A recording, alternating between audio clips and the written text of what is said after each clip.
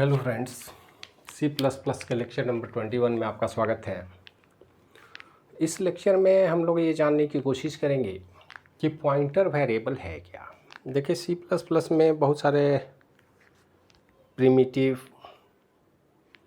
Derived और user defined data type के विषय में हमने पढ़ा है, लेकिन वेरिएबल वो वैल्यू है जिसको ड्यूरिंग प्रोग्रामिंग हम बदल सकते हैं। तो जो भी वेरिएबल किसी वैल्यू की बात करता है, उस वैल्यू का नेचर और behaviour according two variable type बदलता है। अगर C++ लैंग्वेज की हम बात करें तो हमारे पास तीन तरह के वेरिएबल हैं, जिसमें पहला ऑर्डिनरी वेरिएबल या नॉर्मल वेरिएबल जो आप पढ़ चुके हैं, दूसरा है रेफरेंस वेरिएबल्स, तीसरा है पॉइंटर वेरिएबल। तो जरा सा देखिए, एक प्रोग्राम की बात हम करें तो हम मेन प्रोग्राम की बात करते हैं, वॉइड मेन या हेडर फाइल आप लगा लेंगे। हम यहाँ लिखते हैं इंट ए। इंट ए के बाद हम लिखते हैं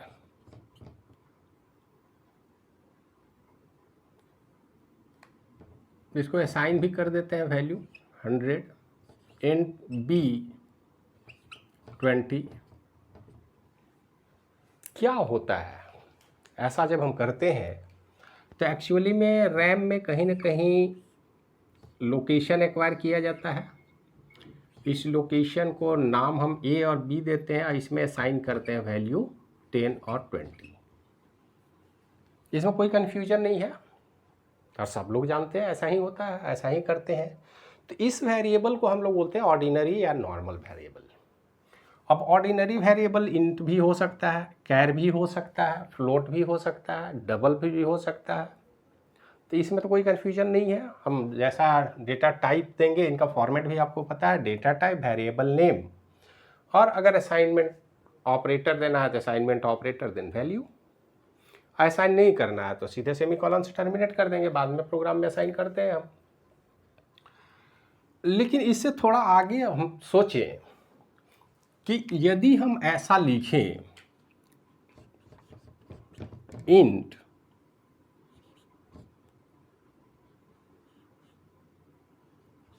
C इक्वल टू A,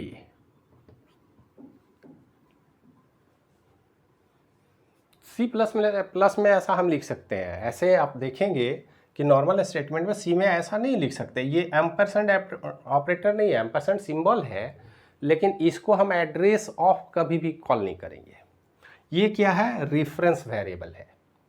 और रेफरेंस वेरिएबल क्या कहता है कि किसी भी पहले से डिफाइन किए गए वेरिएबल के रेफरेंस के तौर पर आप रेफरेंस वेरिएबल का इस्तेमाल कर सकते हैं। रेफरेंस वेरिएबल में भी वही data type, ampersand symbol, variable name. Ampersand symbol ही बताता है कि ये रेफरेंस वेरिएबल है। रेफरेंस वेरिएबल को अलियास भी बोला जाता है। अलियास कहने का मतलब है कि अगर हम ऐसा लिखते हैं तो इसका सीधा मतलब होगा कि this variable A is called with different name as C। तो यदि हम यहाँ लिखते हैं C++, it is equivalent to A++, क्योंकि रेफरेंस वेरिएबल का मतलब ही है कि एक C वेरिएबल हमने बनाया, वो भी इसी को रेफर कर रहा है। जैसे A इसको रेफर कर रहा है, B इसको रेफर कर रहा है, और ये जो वेरिएबल है यही है रेफरेंस। ये पहले से A तो है ही, इसी को A के बदले हम C के नाम से भी जानते हैं। तो जो भी ऑपरेशन हम परफॉर्म करेंगे A पर, वो C पर भी लागू होगा। अगर हम C++ करते हैं तो भी A++ के बराबर ही है। चाहे आप C लिखें या A लिखें, ये दोनों एक ही बात हो गई, इसलिए इसको बोला ही जाता है रेफरेंस वेरिएबल। तो रेफरेंस वेरिएबल एक ही पर्सन के, एक ही वेरिएबल के अलग अलग नाम हैं, और इसमें कहीं कोई कन्फ्यूज होने की बात नहीं है। लेकिन इसके साथ शर्त ये है कि रेफरेंस वेरिएबल जब भी आप इनिशियल बनाएंगे, डिक्लेयर करेंगे, तो पहले से अवेलेबल वेरिएबल को जरूर आपको असाइन करना होगा। हम ऐसा नहीं लिख सकते,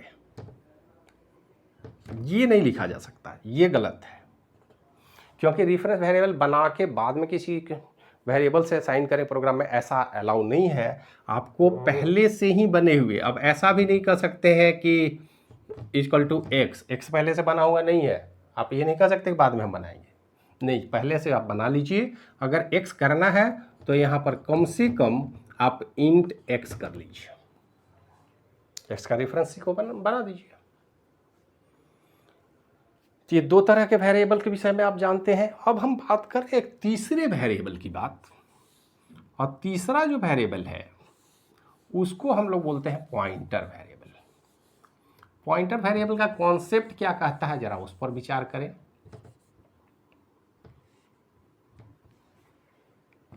हमारे पास मशीन में मेमोरी है, जैसा कि आप जानते हैं,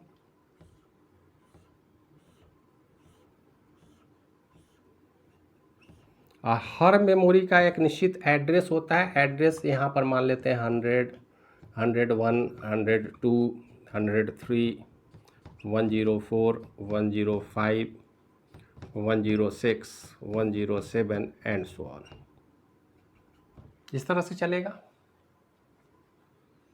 अब जैसे हम कहते हैं इंट ए, तो इसका मतलब ही कोई ना कोई मेमोरी ब्लॉक है, मान लेते हैं यही मेमोरी ब्लॉक है,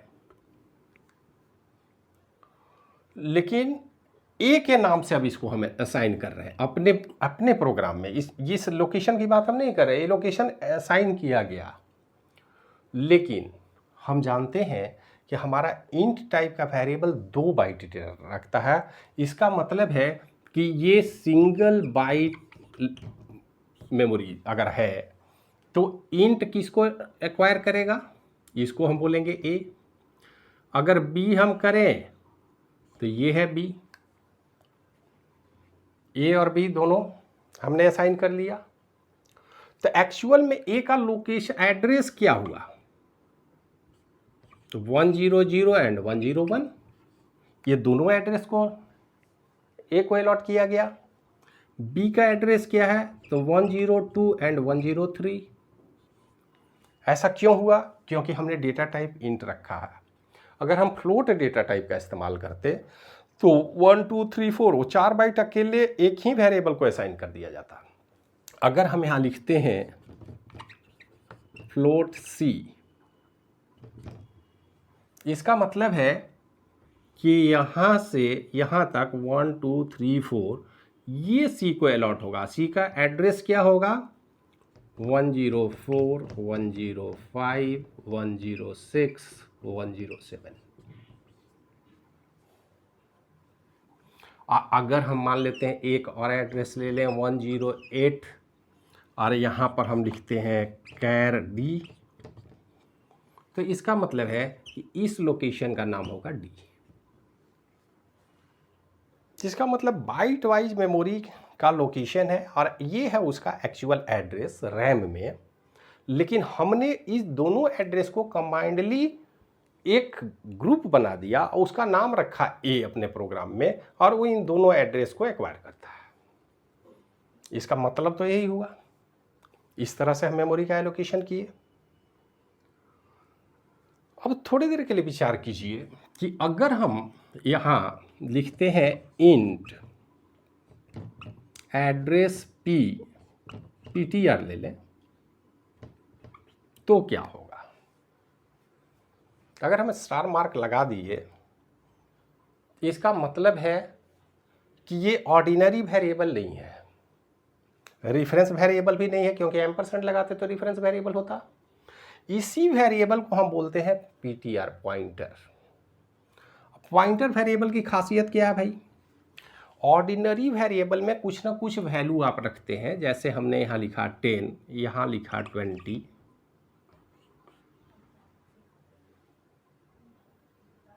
इसमें क्या रखेंगे।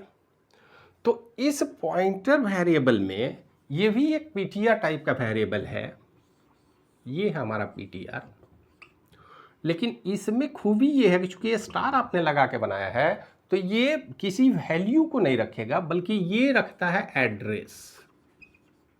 किसका? Address of another variable. जो आपके प्रोग्राम में कुछ वेरिएबल है उसके एड्रेस को रखेगा। तो इसका एड्रेस क्या होगा? अब देखिए 100 101 दो लोकेशन है, तो पॉइंटर क्या करेगा? क्या दोनों लोकेशन रखेगा? नहीं, पॉइंटर सिर्फ फर्स्ट लोकेशन को स्टोर करता है।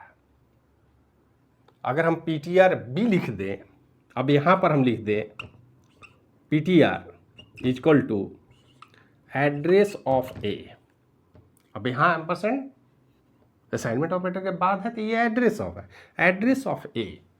तो एड्रेस ऑफ ए मतलब 100। वो इस वैल्यू को नहीं रखेगा। ये अलग बात है कि इस वैल्यू में तो 10 है ही हमारा, इस लोकेशन में हमने 10 रखा है। लोकेशन हमारा कायदे से कहिए तो इस तरह से है, दो लोकेशन है, ये है 100, अगर एक साथ हम अरेंज कर दे तो, और यहाँ पर इन्होंने 10 रखा है। स्पेस और है, अगर 16 बिट का है तो हम 65,535 तक का कोई भी नंबर रख सकते हैं, तो ये रखा जा सकता है।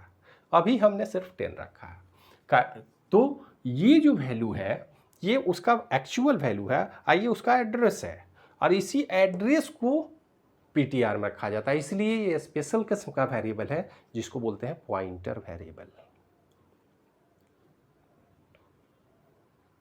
बात समझ में आ गई? अब पॉइंटर के साथ एक बात और है, अगर हम लिखते हैं ptr equal to ptr plus 1, अब ये ptr इंट टाइप का है और इस ptr में है 100, देखिए 100 है, लेकिन ptr प्लस 1 का मतलब क्या है? 101 नहीं, होल कैपेसिटी ऑफ पॉइंटर, मतलब एक्चुअल में ये 100 भले है लेकिन ये 101 भी इसके साथ है। ptr प्लस 1 का मतलब हो गया 102। अगले लोकेशन जो b का है, क्योंकि पॉइंटर अपने पूरे एक पॉइंटर को अगर 2 बाइट आपने दिया है तो पॉइंटर प्लस 1 मतलब 2 बाइट के बाद नेक्स्ट एड्रेस की बात कर रहे हैं, वैल्यू की बात तो नहीं कर रहा। तो पॉइंटर वेरिएबल में एड्रेस का मतलब होता है, आप इस तरह से देख लीजिए कि